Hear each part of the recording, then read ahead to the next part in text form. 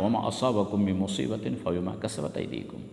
जो भी मुसीबतें आती हैं इंसानी ज़िंदगी में, चाहे वो कारोबार की हो, बेरोज़गारी की मुसीबत हो, या आसमानी आफत हो, या ज़मीनी कोई तकलीफ़ हो, इनफरादी हो या इज्तिमाई हो, जो भी तकलीफ़ें आती हैं वो तो इंसान के बुरे अमल का नतीजा है। अल्लाह ताला अयदीकुम, तो तुम्हारे गुनाहों का नतीजा है। हम लोग कितनी नाफरमानियाँ करते हैं।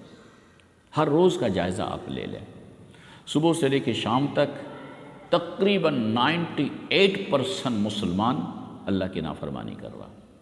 फजर की नमाज नहीं पढ़ना अल्लाह की नाफरमानी है, ज़ोहर नहीं पढ़ना अल्लाह की नाफरमानी है, असर नहीं पढ़ना अल्लाह की नाफरमानी है, मगरिब नहीं पढ़ना अल्लाह की नाफरमानी है, इशा में सो जाना नमाज छोड़ करके अल्लाह की नाफरमानी है।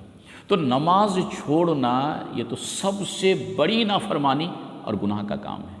और तकरीबन 98% मुसलमान आज नमाज नहीं पढ़ते। बहुत से ऐसे घराना है जो पूरी फैमिली में कोई नहीं नमाज पढ़ता, बाप, माँ, भाई, बहन, बहुएँ, पूरी घर, पूरी फैमिली में बेनमाजी है। अब बताइए कि अल्लाह की मुसीबत आएगी या नहीं? ये गुनाह है हमारा, और इस गुनाह के बदले में अल्लाह का अज़ाब आना यकीनी है। यही अल्लाह ताला फरमाया सूरह शूरा में कि वमा असाबकुम मिन मुसीबतिन फबिमा कसबत अयदीकुम। जो भी तकलीफ़ें आती है तुम्हारी ज़िंदगी में, वो तुम्हारे गुनाहों का नतीजा, अल्लाह के साथ नाफरमानी का नतीजा। आज हम नमाज नहीं पढ़ रहे हैं। अब उसके बाद आप देख लीजिए कुरान, जो मुसलमानों के लिए हिदायत है, इंसानों के लिए हिदायत है, और हम मुसलमान हैं। मुसलमान हमारा दावा है, मुसलमान घराने में हम पैदा हुए हैं, लेकिन तकरीबन 98% मुसलमान आज कुरान नहीं पढ़ने जानते हैं। और 1-2% अगर पढ़ने जानते हैं तो अमल तो कुरान पर नहीं है, ना कुरान के मुताबिक हमारा कोई फ़ैसला होता है। तो कुरान नहीं पढ़ना ये भी अल्लाह की नाफरमानी है। ये बहुत बड़ा गुनाह का काम कर रहा है, जबकि हर मुसलमानों के लिए, चाहे वो मर्द हो या औरत हो, हर मुसलमानों के लिए कुरान पढ़ना, सीखना और अमल करना ज़रूरी है। ये कुरान इसलिए आया था।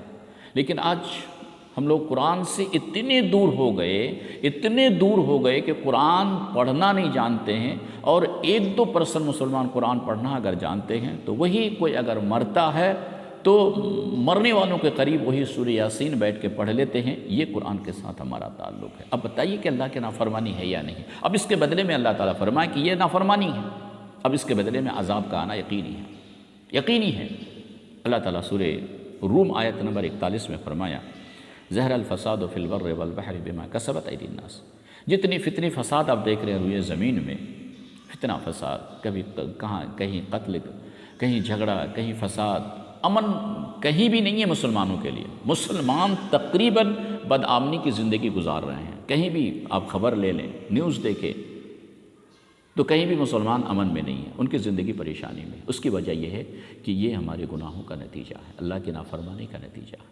तो मेरे भाइयों, आप अगर चाहते हैं कि आपकी ज़िंदगी में या आपकी ज़िंदगी से दुख ख़त्म हो, तकलीफ़ ख़त्म हो, आपके कारोबार अच्छे हों, आपकी जिस्मानी बीमारी से आप दूर होना चाहते हैं, तो मेरे भाइयों आपको अपने गुनाहों से तौबा करना पड़ेगा। लेकिन हम लोग तौबा नहीं कर रहे हैं। जब भी कोई मुसीबत आती है कॉल लगा लेते हैं कि मौलाना दुआ कीजिएगा।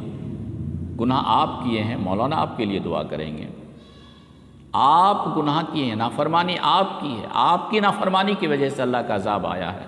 मौलाना दुआ करने से मौलाना का दुआ यहाँ काम नहीं आएगी, मुमकिन नहीं है। इसीलिए जो गुनाह कर रहे हैं तो उनको चाहिए कि गुनाहों से तौबा करें। आज समाज, गांव, हर आप अगर जायज़ा लेंगे तो हर गांव में, हर समाज में तकरीबन आप देख लीजिए कि मुसलमान बेनमाजी हैं, मुसलमान सूदखोर हैं, मुसलमान झूठ ज़्यादा बोलते हैं, इनके मामलात अच्छे नहीं हैं। एक दूसरों को धोखा देना, फ्रॉड करना, ज़मीन बेईमानी कर लेना, रिश्वत का लेन देन, ये मुसलमानों का काम नहीं था, जबकि कुरान ने साफ इन चीज़ों को हराम करार दिया है। वला ताकुलू अमवालकुम बैनकुम बिल बातिल, बातिल तरीके से किसी का माल ना खाया करो।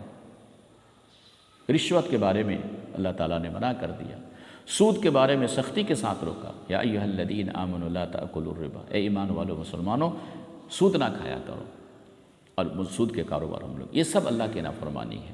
اب اس کے بدلے میں اللہ کا عذاب آنا یقینی ہے، اس کو لکھ لیجئے آپ اگر چاہتے ہیں کہ اللہ کا عذاب آپ کی زندگی میں، آپ کے سماج سے، آپ کے علاقے سے ختم ہو، تو ضروری ہے کہ آپ اپنے گناہوں سے توبہ کریں، اللہ کی طرف پلٹ کے آئیں، رجوع کریں، نماز کی پابندی کریں، جھوٹ غیبت جو آپ کر رہے تھے زندگی میں اس کو چھوڑیں۔ جب تک آپ اپنے گناہوں سے توبہ نہیں کریں گے، اللہ کی طرف پلٹ کے نہیں آئیں گے، رجوع نہیں کریں گے، نماز کی پابندی نہیں کریں گے، اللہ کا عذاب آتے رہے گا، آپ کی زندگی میں آپ کو سکون نہیں ملے گا۔